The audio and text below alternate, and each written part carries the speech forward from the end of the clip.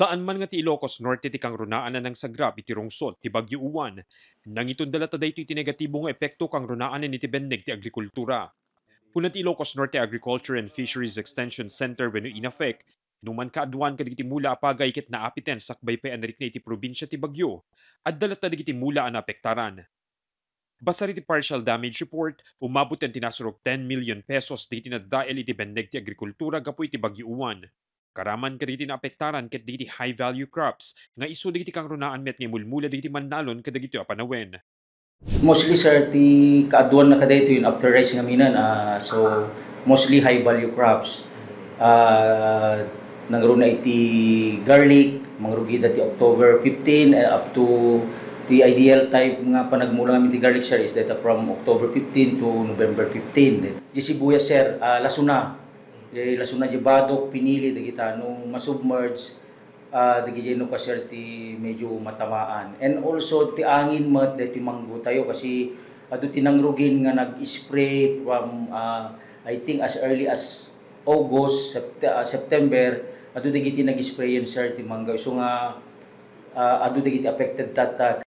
Basta iti pag-asa gagangay nga adda pay laing digiti bagyo kadagiti abulan iti abagatan na paset ti Pagilian.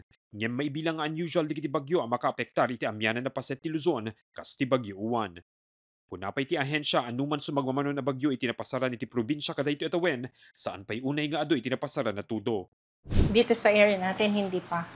Medyo, pag malakas kasi yung hangin, nadadala ng hangin yung mga kaulapan na may mga pag-uulan. So, naiiwas dito sa lugar natin. Although may mga biglang pagbuhos, pero hindi ganon kalakas yung mga nararanasan natin pag-uulan. At ang ating ilog ay medyo mababaw. So, kaya pang magkarga. Inayon ti pag-asa posible pay ang mapasaran iti La Nina iti umuna a quarter ti tawen 2026, ngem manamnama iti abagatan na paset iti Pagilian iti kang runaan na mapektaran. Gapumit iti panagbalo iti panawen, may sa iti rakrakurak iti inafek ket iti panangsurot digiti mannalon iti off-season. Mo tayo ti mannalon sir, risk taker di kita.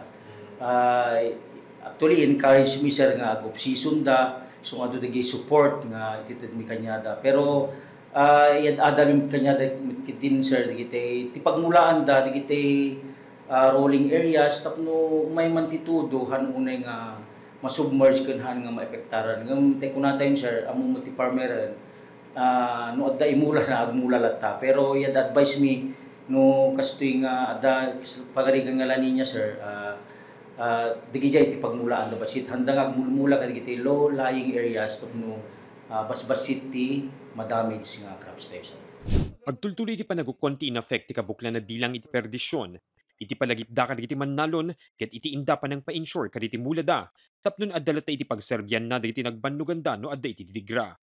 Mark Magdirila, Balitang Solid North.